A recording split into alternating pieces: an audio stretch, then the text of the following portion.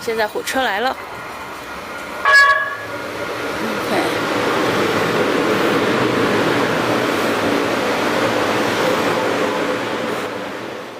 加拿大物价，油价飞涨，吃荤吃素都不行。现在不能开车，只能走路喽。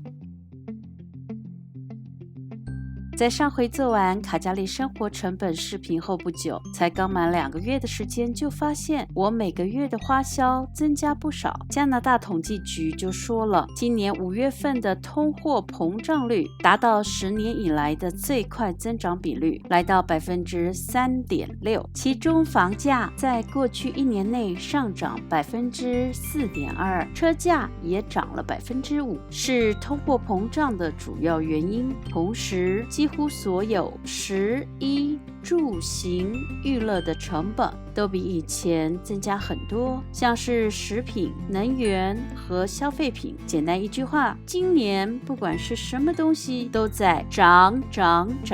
在过去的1年内，卡加利的油价就暴涨了 43%， 来到每公升汽油 1.33 加币左右。现在看看加油站的油价，在比较过去13年内，在卡加利加油1公升油价都在1块加币以下的情况。油价上涨的幅度和速度还真是吓人，真是让人只能走路来省钱了。而在民生物资方面，加拿大统计局的数据显示，到今年的4月底，亚伯达省的牛肉价格已经上涨了将近 8%， 而猪肉和鸡肉的价格平均也涨了 5%。 卡加利学者研究也认为，今年以来肉类的通货膨胀率更是超过了 7%。 现在的亚伯达省因为政府慢慢放宽社交限制，加上在夏天里大家都喜欢的烤肉活动影响，各种肉类的价格更是越来越贵喽。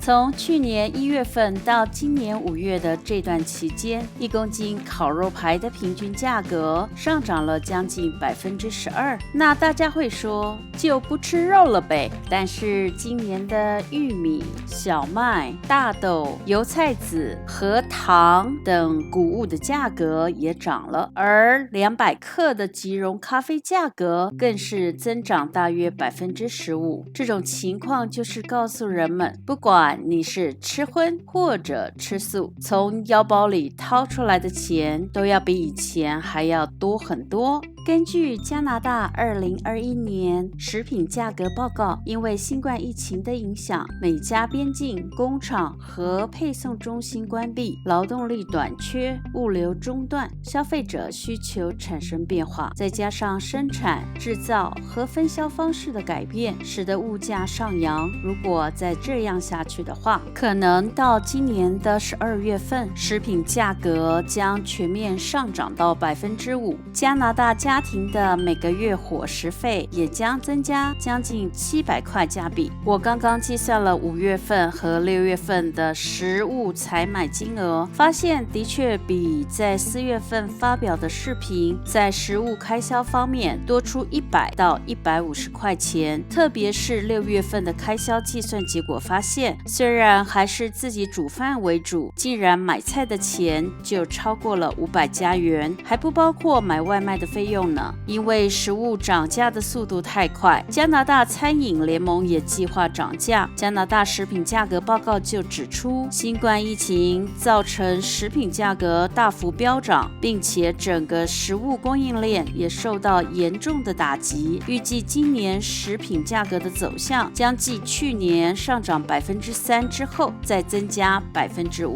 另外，根据加拿大房产协会 CREA The Canadian Real Estate Association 的统计数字，去年加拿大全国的房市量与价同升，双双创下历史新高。预测全国房价在2021年将上涨 16.5% 到平均 66.5 加元。实际上4月份出售的加拿大房屋平均价格为 69.6万加元，比去年同期增长了 41.9%，上涨涨大约20.55万加币。而在娱乐方面，受到新冠疫情影响而低迷很久的旅游食宿价格上涨了6.7%。此外，电器、电视、珠宝以及家具等价格在5月份和去年相比也增长了4.4%，是从1989年以来最快的增长率。因此，在今年4月份，加拿大联邦政府提出的2021年预算就计划对以下7种消费品加税，大家要特别留意了。首先，从今年的7月1号开始，任何在加拿大可用的国际媒体服务将要交付 GST、HST 消费税，包括有 Netflix、Amazon Prime 视频、Disney Plus 等等。再来，音乐产业也面临同样的问题，和视频服务一样，音乐媒体也面临数位销售税的征收。非加拿大音乐串流媒体必须支付 GST 以及 HST 的消费税。接下来可能跟我们大多数人关系不大，像是超跑、游艇、私人飞机等也会被课征奢侈品税。下面则是和我们每个人都息息相关，也就是智慧产品上的 APP 运用程式。非加拿大分销平台营运商，例如 Google Play，